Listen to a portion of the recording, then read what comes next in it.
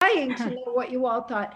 Phyllis is going to be our leader today, which is great. And I have a few questions for you, and I'm dying to know about why people loved it and not. So, Phyllis, do you want to? Okay, so actually, my role is I prepared some information about Meir Shalev. So I'm going to try. This is my first attempt at actually trying to share some pictures. So be patient with me. Sean was very nice about helping me through this.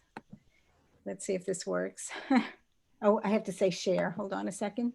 Oh, wait a minute. And I have to actually go back to, oops, let's see. Okay. So Meir Shalev was born July 29th, 1948, just a couple of months after the state of Israel. He grew up on an agricultural settlement, oops, in the Jezreel Valley. And that was the Jezreel Valley quickly. Oops, sorry, it's going by too quickly. Let me back up. Okay, so he grew up in this agricultural settlement. He said he liked the closeness of nature and the agricultural work, but he didn't like the emphasis on the collective over the individual. And he said that when he was growing up, his parents always worried about whether they were living up to the ideal of the Zionistic ideal all the time. And he found that kind of oppressive. He says he's a very individualistic person. And I just thought this picture made him look like an individualist. He was drafted into the IDF, the Israel Defense Forces, in 1966, and he fought in the Six-Day War in 67. And he was injured a couple of months after the war ended. He was injured in a friendly fire incident.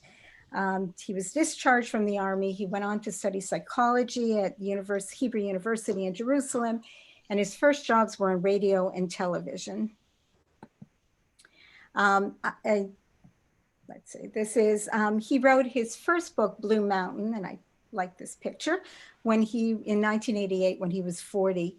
And he said, most people know from the time that they're 5 or 6 that they want to be writers, and that wasn't the case for him. He said when he was little, he wanted to be an entomologist. And he said he still might like to be an entomologist someday.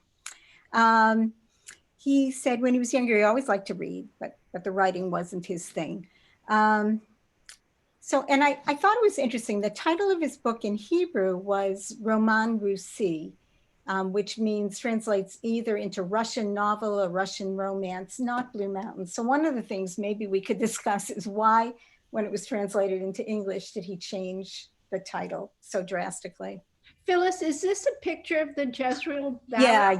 Yeah. This is a picture of, actually, I worked on a kibbutz about 50 years ago in one summer in the Jezreel Valley, and it really did look sort of like that. So which kibbutz?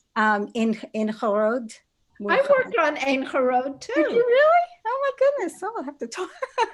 We'll have to talk about this. Okay. Anyway, okay. So he's written. One of the interesting things about him is he's written all sorts of different things. He's written fiction. He's written nonfiction. This is a cover of his most recent book that he wrote this year. In English, it's My Wild Garden, and it's about the difficulties of cultivating a garden, and it supposedly includes a recipe for limoncello. One of the things that I thought was, he also writes a lot of children's books, and I love the title of this one. It's Abba Oseh Bushot, and it's English. It's been translated to My Father Does Embarrassing Things, or My Father Really Embarrasses Me.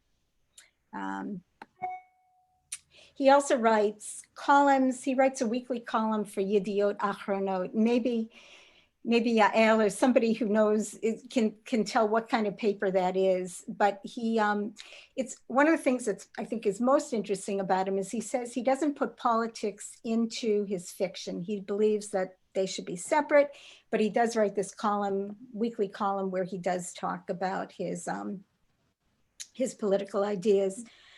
He said that he doesn't think that literature should educate towards morality, that you should take your reader to a point where they have to face reality, like in a mirror. Characteristics of his fiction. All of his novels deal with the period of early Zionism before Israel became a state. And I like this picture. It was from, I think, 1912, of the difficulties. And again, he's, he didn't like that, the stress on the collective rather than the individual. And I thought this was an interesting picture. It's from 1940 of people draining the swamp. I tried to find some pictures of his family and I couldn't find very many. This is a picture of his father, Yitzhak Shalev, who was a poet, apparently a very well-known. He is, he has 2 children. He was married for a long time and he separated from his wife. I think it was in 1913. And he's now married to, no, he's now with a woman who's 19 years his junior. So anyway, that's of course he is. Yes. So that's my share. So Yediot Acharonot is it's the largest paper in Israel, has the largest circulation. It's a breaking newspaper and it's critical of Netanyahu. So anyway. Oh, and yeah, I think that's it. Well, I think that was extremely, extremely interesting. And it's very interesting to know that he kind of broke away from life in the kind of Moshav. And I'm wondering what bearing that has on this book. Who I found the characters were always fighting and they were really disagreeable to each other. And I just wonder, but we can get to that later. But meanwhile, I'd really like to know who liked the book and who didn't, and who was sort of in the middle. I loved it. Okay, who loved it? Let's talk. Who loved it? Annette, did you love it? No, I didn't like it at all. I couldn't connect with the characters. I felt I couldn't feel them. It was an effort for me to stay with the characters and try to follow them. Okay, Elise, I think you said you loved it. Yes, I did. And one of the reasons that I enjoyed it very much is because well, I started reading it and then I put it down because I had other reading assignments for other classes that I'm taking. And so when I started it again, I was very confused about who was who. So I wrote lists of who was who and what the relationships were.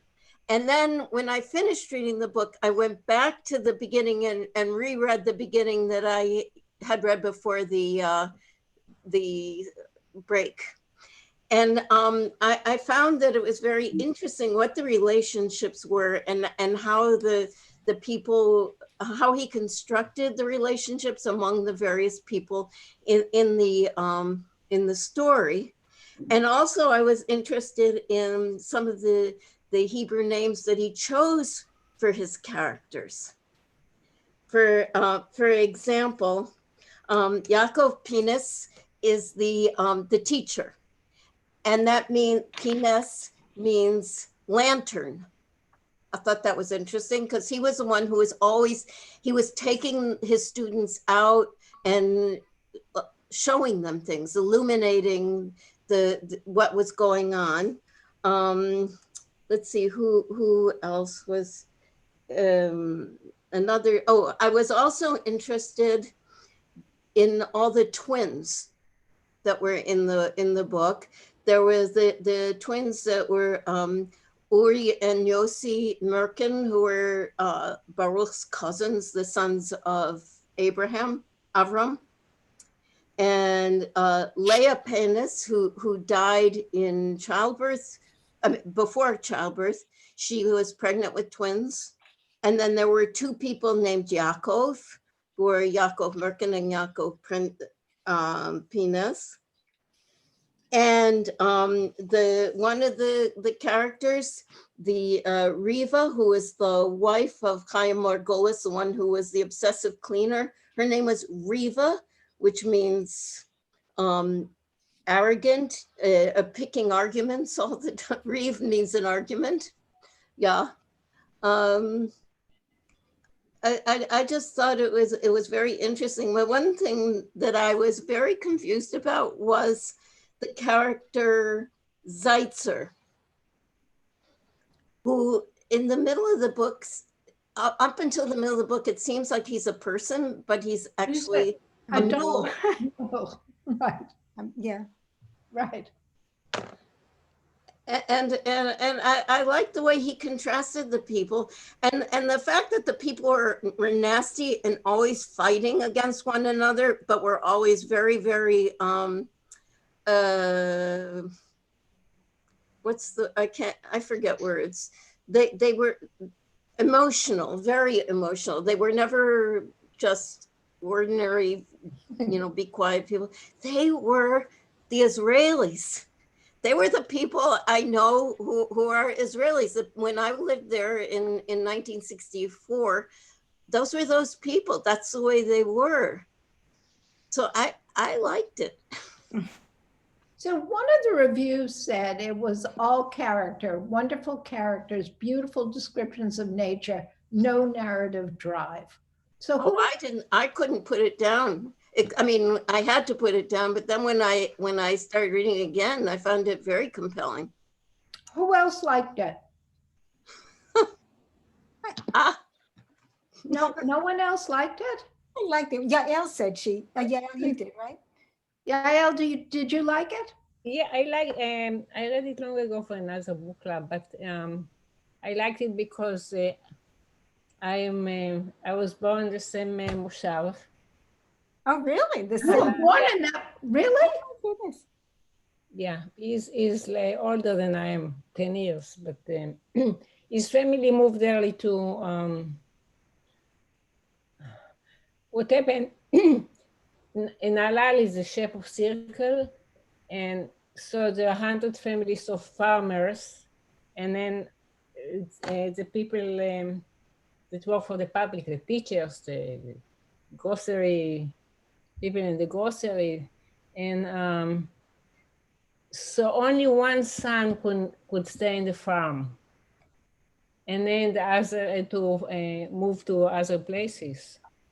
So, So you actually lived in this moshav, Yael?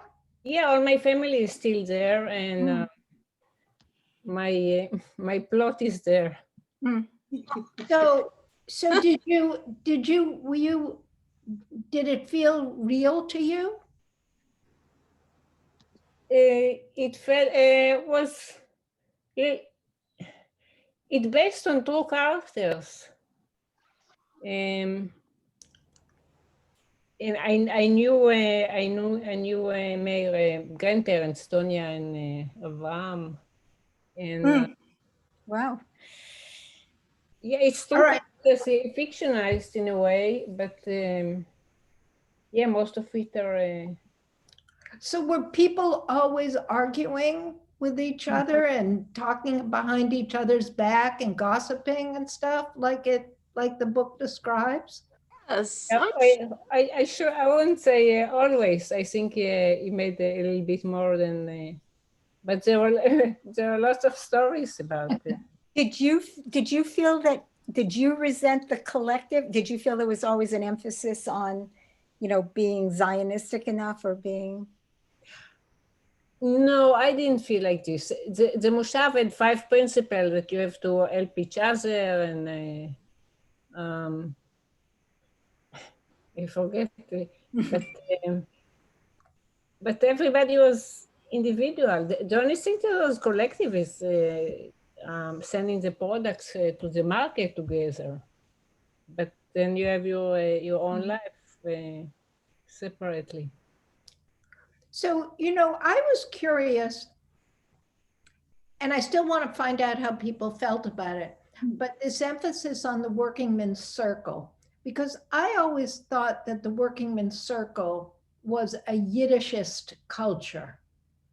And actually I just looked it up in Wikipedia, which basically it says it's very Jewish, it's secular, but very Jewish cultural and very Yiddishist.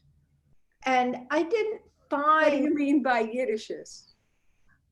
like Yiddish language, Yiddish culture. Because I thought it was more socialist or It is communist socialist. It is Yeah, socialist. rather than Yiddish. But here's what the Workers' Circle is: a social justice organization that powers progressive Jewish identity through Jewish cultural engagement, Yiddish language learning, multi-generational education, and social justice activism.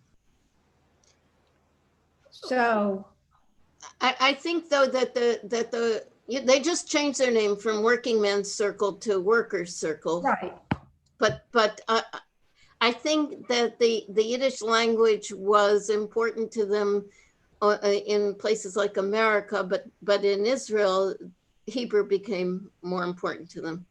I guess so, because like I have a friend whose family was very active in the Workers' Circle, and she went to Yiddish school, not Hebrew school. Yeah. Yeah, and they did I forgot what the name of the newspaper is, but The Arbiter? Or? The Forward. the forwards, yes. And that was theirs, I'm quite certain. So who else has kind of views about this book that you'd like to share, whether like or dislike? I kind of liked it. I thought the characters were very interesting. I liked the descriptions of the scenery. I had to write down the characters to remember them because I had a real hard time with that. I had a hard time with Baruch, that he didn't have any kind of sexual interest and that, he was just sort of like a prop. He didn't seem very real to me. He was the Narrator, yeah. yeah. He But was the connection, certainly, but I couldn't understand him. No, he was a very weird character. That I think, specifically he was deliberately weird, that he didn't have parents. They got killed, and he lived his life listening at windows, and so that he could tell the whole story. And I thought that he was deliberately not attached to anybody except his grandfather, really. So that he had the role to carry out what his grandfather wanted. He's always saying that's what grandfather wanted. Well, also the teacher, though, he was attached He was to attached to the teacher. He was, but the teacher was not pleased that he was doing the cemetery. There was satire, and there's a certain humor in the book. Yes. Yeah. That's really pretty amazing. Yeah. Yeah, there is a lot of stuff that was really tongue in cheek. I actually, I thought it was a sad book, but there were many places where I actually laughed out loud. I wanted to read it to Sandy, but I would have had to explain the whole story first, right? Well, I think you think of these people, so they came from a very hard life in Russia. Okay, and my phone's ringing. So they come from this really hard life in Russia and to a very hard life in Israel, right? And they come to, this soil and Arabs attacking, and it's a very hard life. And they're sustained by this kind of belief in the land, in cultivating the land. So in a way, they're idealists, but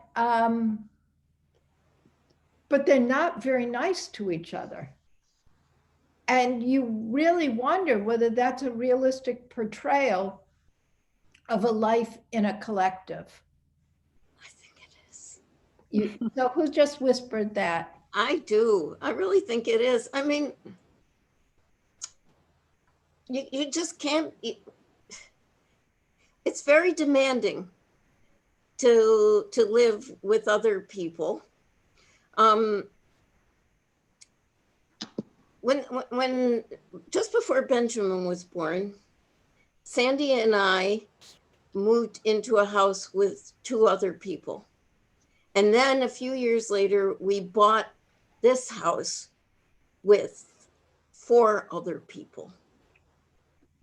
It's not an easy thing. I mean, I still like all the people. We're still in touch. We're still friends, but we had hard times, even though we all had the same, sort of the same goal. You can't be even and sweet all the time. It's not the Brady Bunch.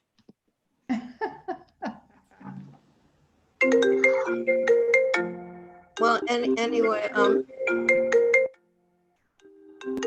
I'm so sorry. I'll be right back. Will somebody take over for a second? Hello? Yeah. I don't know. There were a lot of things that I thought were very interesting that we haven't mentioned. One thing is that Okay. the Levins, the 2 Levins, one was Fega, who married Merkin and was the grandmother, and then there was her brother who couldn't do the land, and he's the kind of like the Greek chorus who's challenging them all the time, saying, why do you think that you're so wonderful? And saying why he doesn't think they're so wonderful and why he doesn't think that things are working out so well, even though they were miserable in Russia, this still doesn't work for him. And then there's the son, Mishulam, who's who doesn't do anything except make this museum of this stuff. He wants to turn all of their lives, everything they did, into something that you're just going to look at to remember. And he was the one whose mother went off to be a big shot politician. Mhm. And his father was one of the three male founders. But it's interesting that Mishulam means paid for. Oh my God. Sean, could you let me in? I fell out of the, You're here. We have you, Paula. We have you. I know, but how do I make I can't Oh. see people big. I can only see them. Oh, in the go cap- over to speak where it says up in the upper right-hand corner. Click on it where it says gallery view. Gallery view. All right. Gallery view. Yeah, I can just see the gallery view, but I'm Yeah. not on the big. No, click it. So go to speaker view then. Do you want speaker view? I don't see any, it doesn't have those words because all I can Just see. view, just the word view on the right, upper right. I don't have an upper right because I don't have the big picture. Are you on computer or iPad? I'm in a computer. All right, so let's backtrack. So you're in Zoom, correct? Well, I don't, all I have is like 5 little pictures in the gallery, but I don't have the big picture. Oh, because So can you see everyone else? I can see them in the little pictures, that's all. I don't Okay, have so if you any- keep going all the way towards the top, you Okay. should see something, top right, speaker view, right next to something that says enter full screen. No, because I'm actually not I'm in the meeting. I'm trying to launch the meeting again. You don't need, you're already in the meeting though, so you can't relaunch it. Okay, all Do, right. do you have Zoom icon on the bottom? No, I just have the galleries. It's okay. I can live with just this. you know what, maybe, never mind. I don't know. Okay, it's okay. There is an icon there where you can expand the whole picture. Looks like a little square. Yeah, I'm trying to. Full screen, say. Make it full screen. Yeah, okay. Okay. anyway, whatever. Keep going. So, Talk about the title, please. Why with the Blue Mountain and the not Blue Mountain? What was the original? Oh, Roman Russi. Yeah, Russian romance. Yeah, that I'd like to talk about. right, why was that? Why was it called Important. that? You know, There was something here, on my page 331. I think, where is it now? 331.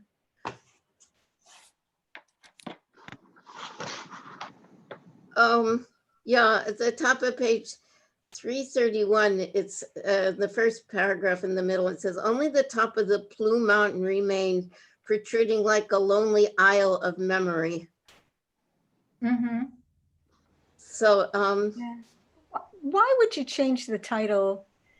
Like, they do that all the time. you know, but what They is- change the yeah. titles of movies. Yeah, I mean, do you think that Russian romance or Russian novel is a good title? Maybe No. not. I think so, yeah. You do? It isn't so good for, Americans. Yeah, I think it's more of the romance. Yeah. So what was the deal with grandmother Faggy Levin? Well, she was never really in the book, but they just talked about her all the time. What was the No, name? she was in the book in the beginning when she fell in love with them, when they Right. saved her. Right. Okay. Yeah. They fell in love with her. and she said when her brother was kind of horrified that she was so close to them and going into the lake with them or the river, whatever it was, and he says, well, how could you be doing this? And she said, I love them. She loved them. And then they decided that they had to get married. And for some reason, they decided it was going to be, what's his name? Yaakov. And Yaakov was still having this love for Shulamit. Yeah. the Crimean whore. Yeah. Right. Was that Shulamit who he met at the end of the book, right? Yes, she yeah. came when she's already older than we are. She comes to Israel and they're still romantic. Right. I didn't get that. This whole thing just is some kind of satire. It just has to be. Well, I know, but I'm wondering. So, what does she represent, and why was it important that they keep this love alive the whole time? The love that I liked was the one Mandolin. No, it's not Mandolin. Eliezer Lieberson and Fania. Eliezer, Right. yeah, Yeah. because his whole purpose in life was to make her laugh. I loved that. I thought that was wonderful. That was the nicest, yeah. Yeah. And then the funny thing is, what is the first sentence of the book? The very first, that was Lieberson, and the very first sentence of the book: on one summer night, the old school teacher Yaakov Pinus awoke from his sleep with a great start. I'm screwing Lieberson's granddaughter, someone had shouted outside. And that So was that real, all these sexual things that keep being shouted? Or was that in his mind? no. Well, Don't you remember when at the end, near the Yeah. end, when someone admitted it. Uri, no, because PNS had gone up on top of the water tower because he was determined to catch whoever was doing it. And he was up there for several days. And then one day he was on his way down when all of a sudden he heard people coming up. And it turns out that it was the guy, Uri, with the Hasidic rabbi's beautiful daughter. Yeah. Right. But was I think Uri the one that was yelling it? Uri, yes. Yeah. In fact, near the very end, there's a scene where I guess I don't know how Uri is in bed with his wife, who is this Hasidic daughter, and they already have 4 children. They're married with 4 children, and she says something like, "Okay, shout it out." So apparently, that's what he does all the time. Oh. Oh, well, that's great. I guess my struggle through this is that I read it and I felt it was satirical, but I couldn't figure out what was behind it. I couldn't figure out the view on it. What was he trying to tell us, but telling us through the story? And that was why I couldn't connect to anybody. And I'm missing that. And I tried to, look it up and see if I could get some explanations, and I couldn't find any. Sort of missing what he was trying to portray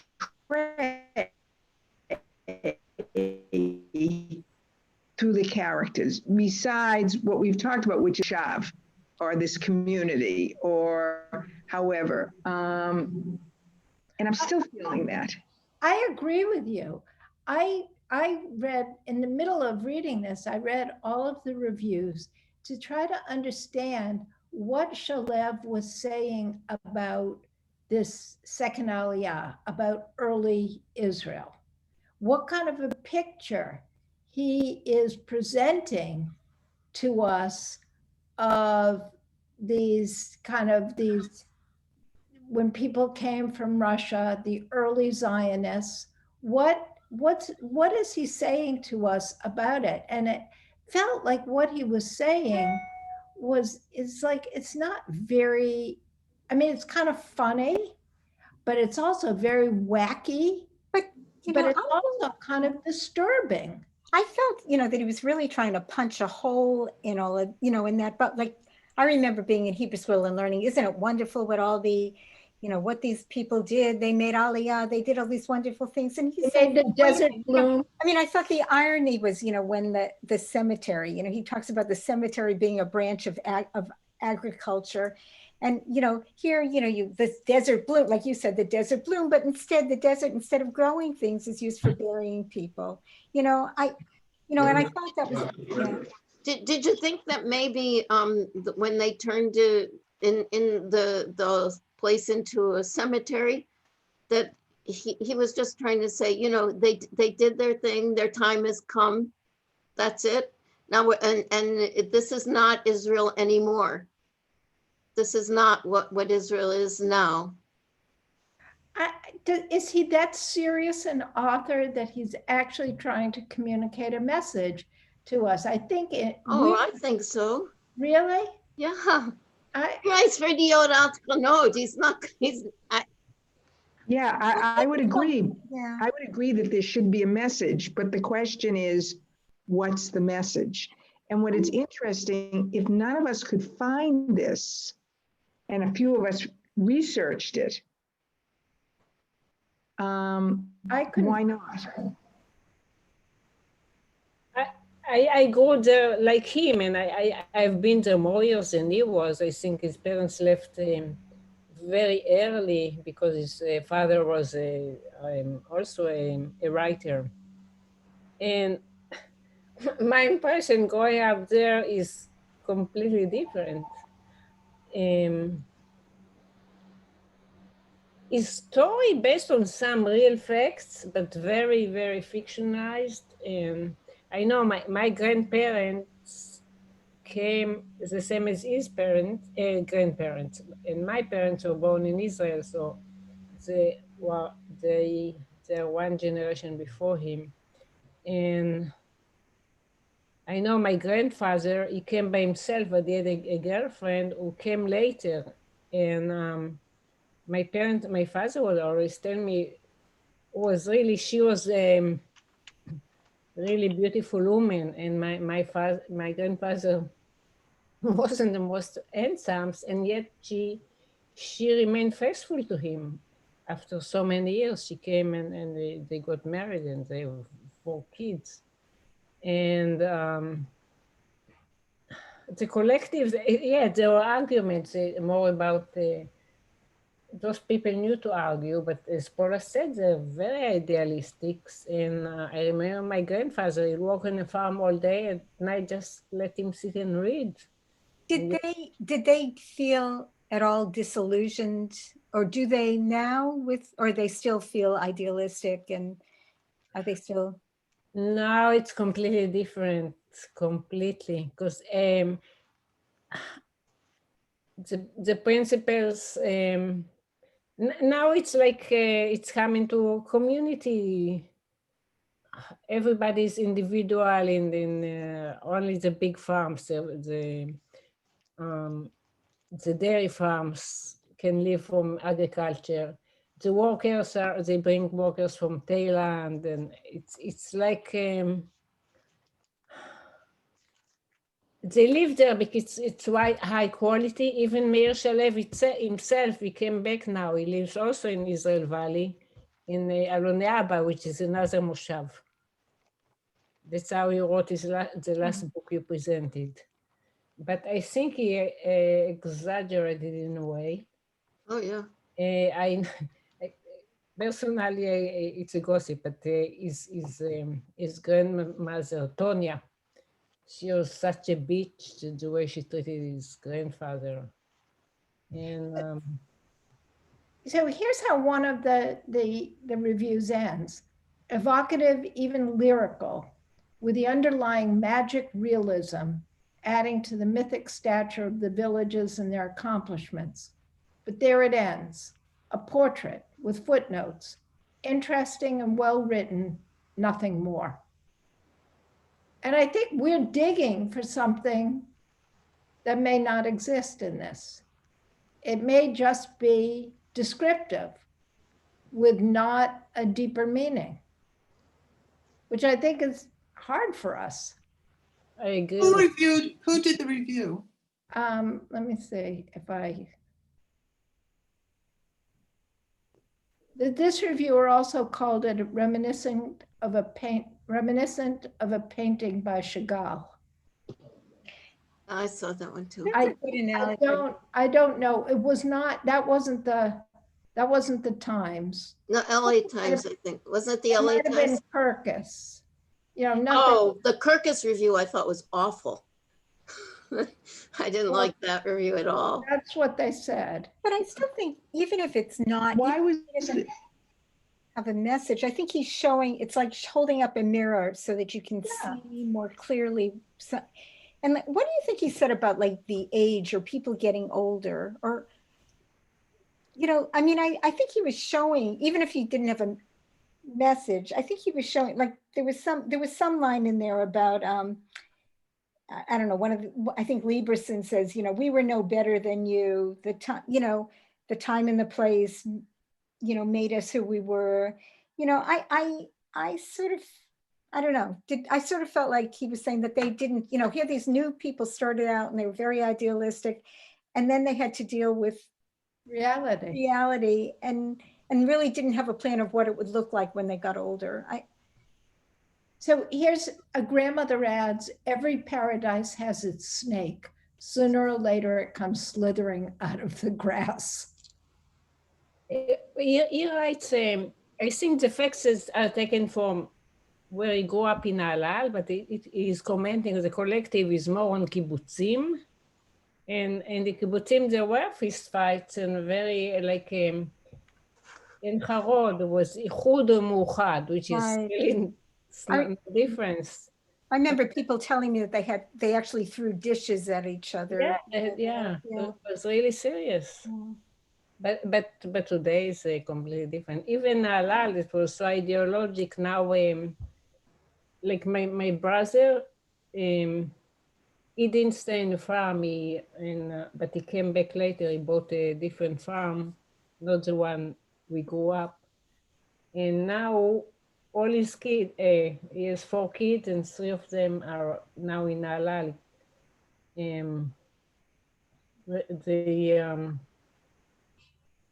They now building settlements for the children. So they're all very, like all his kids are living in they can talk to each other from their apartments, but not apartments, houses.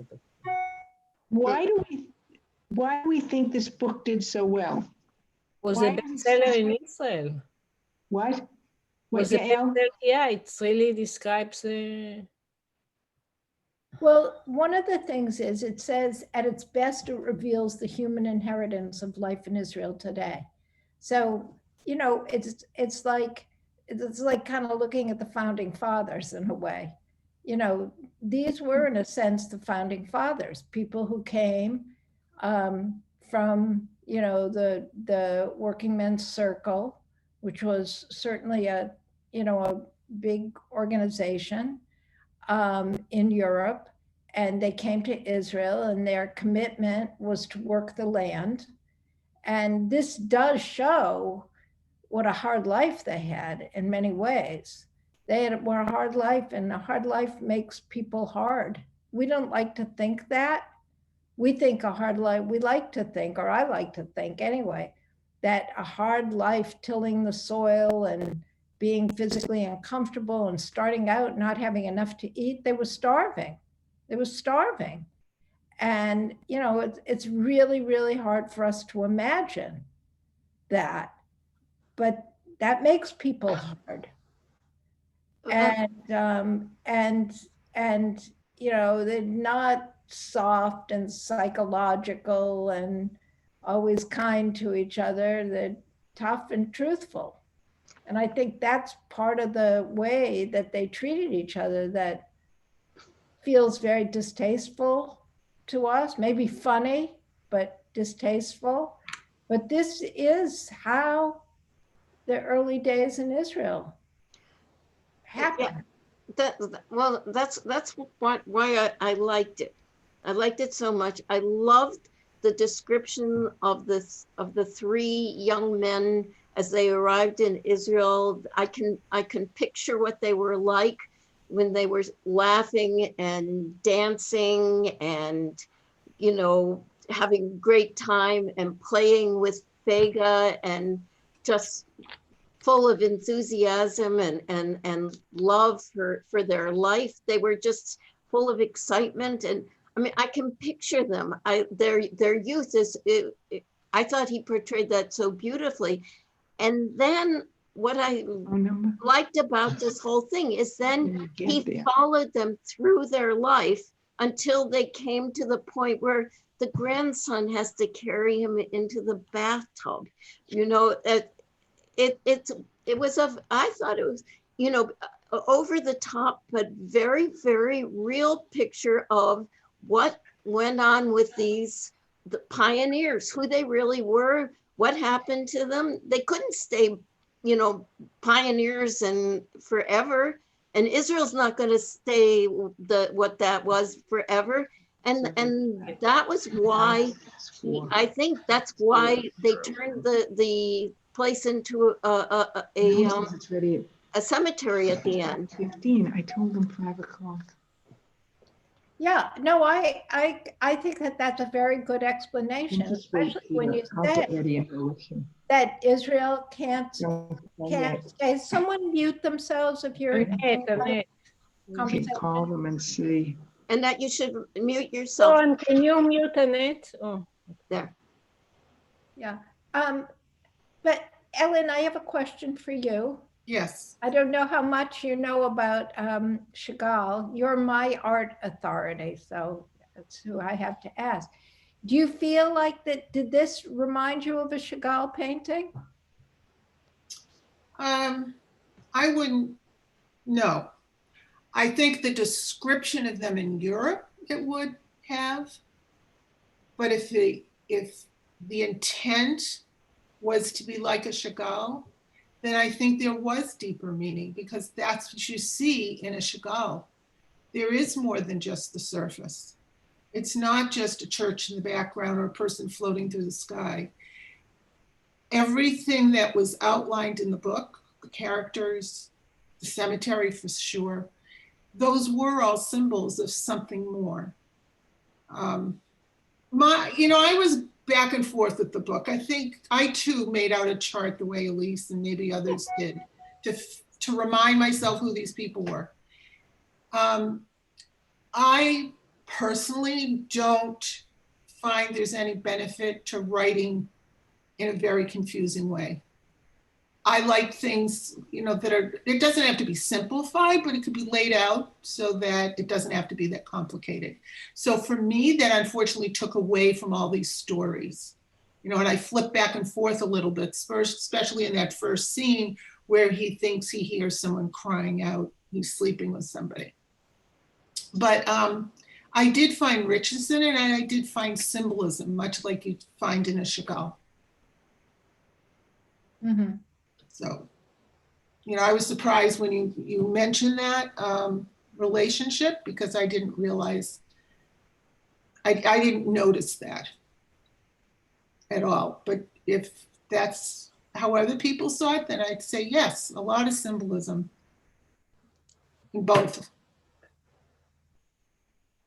It was a story about Israel, and that's why I liked it. And it wasn't anything about doctrinaire. It wasn't anything political.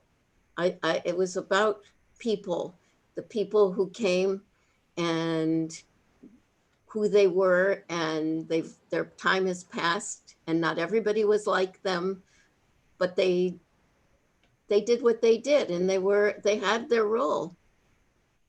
And I I was, even when I was a little girl, I thought that all those people, the kibbutzim, they were magic to me. They were romantic. I just, and that's why I liked the book, because I liked those kinds of people, and I wanted to see how they were playing and what they were doing. And then in the end, of course, they're just like everybody else. They get old and they die. They're not nice to each other. Right. Just like everybody else. Well, see, what I'm realizing is I want Leon Uris, I want romance. I want the, Am Yisrael to be perfect. I want them to be idealists. I don't and Paul want Newman. horrible old men. Wait, but see, this is the point, though.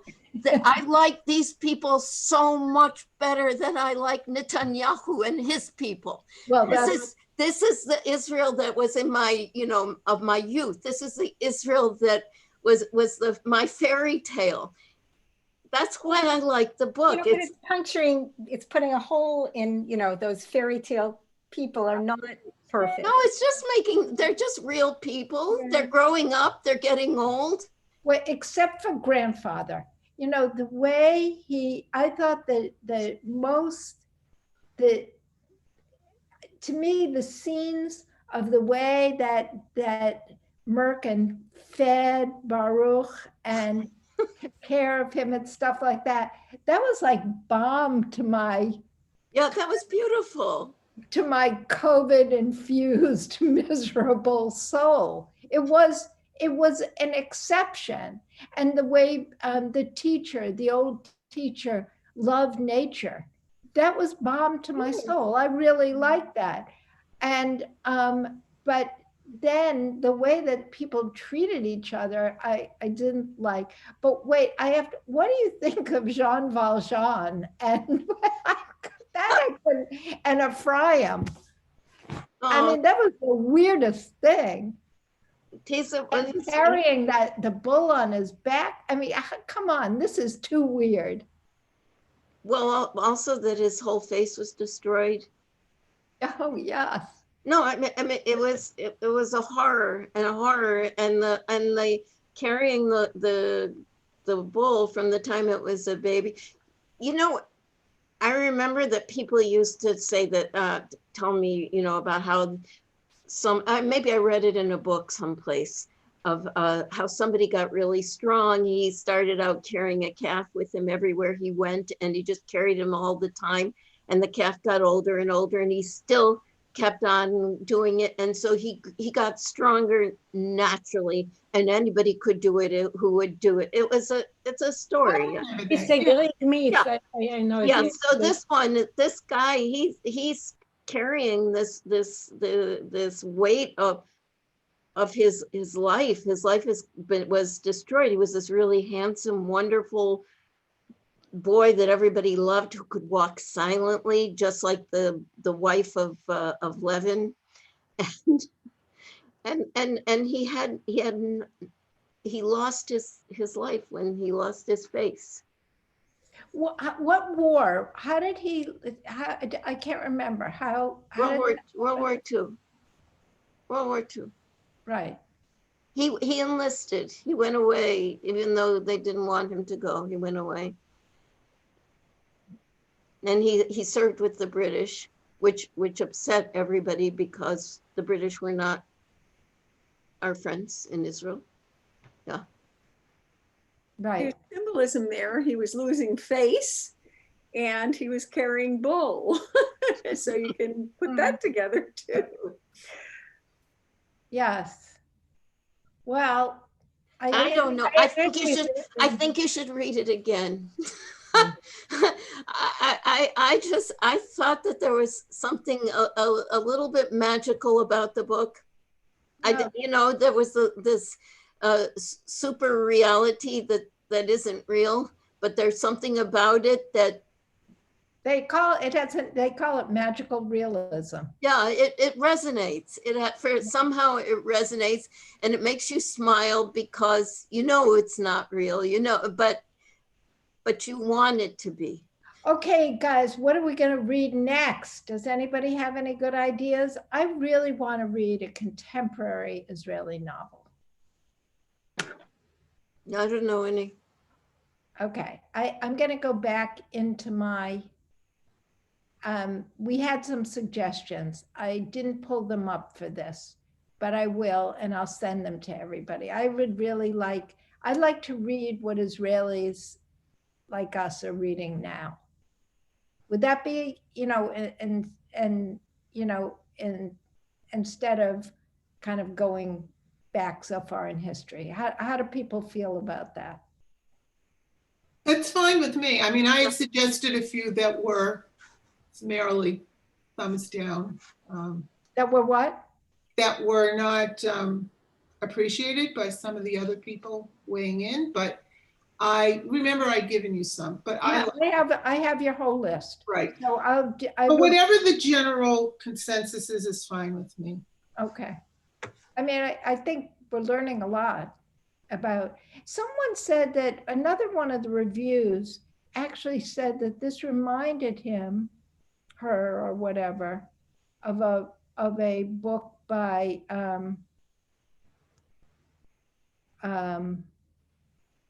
not by S.Y. Agnon, who we really definitely ought to read at some point. Although I have a feeling, has anybody read him before? I have a feeling that that's going to be very tough reading. Very heavy, very heavy. Very heavy. Oh, by Amos Oz. Oh, well, we read the first book. The first one. The first book was by Oz. Yeah, so it reminded him of a book that we didn't read called Elsewhere, perhaps. Is that what the name of that book is, by Oz? I didn't know that book. Oh, Yeah. Makom Acher, yeah. Is that right? Okay. All right. So tomorrow night we have another meeting, and of course that's before the debate. So Debate. It's not exactly a debate. So, but what I heard that they can the rule is different, and they can turn him off. Yes. But it's only for the opening arguments or something, opening statements. That's what, or maybe I'm wrong. No, I think when one of them gets the 2 minutes to talk, the other one is muted, and then they give him 90 seconds to respond. But while Biden talks, Trump cannot. Trump cannot be dancing around on the other side. That's right. He will. Making, going behind him and doing this, behind his head. Donkey ears, right? No, he could, he walked off the set. 60 minutes, yeah. But remember what he did? What he did to Hillary Clinton? Where he walked behind her while she was talking. Right. Regrettably, I'm going to have to leave you now. We have to leave I anyway. just- Oh, I I did too. enjoyed this discussion more than I enjoyed the book, so thank you. I Thank did you. too. Thank you. Okay. Thank you all And really, very much. Thank you. Thank you. Okay, we'll meet some.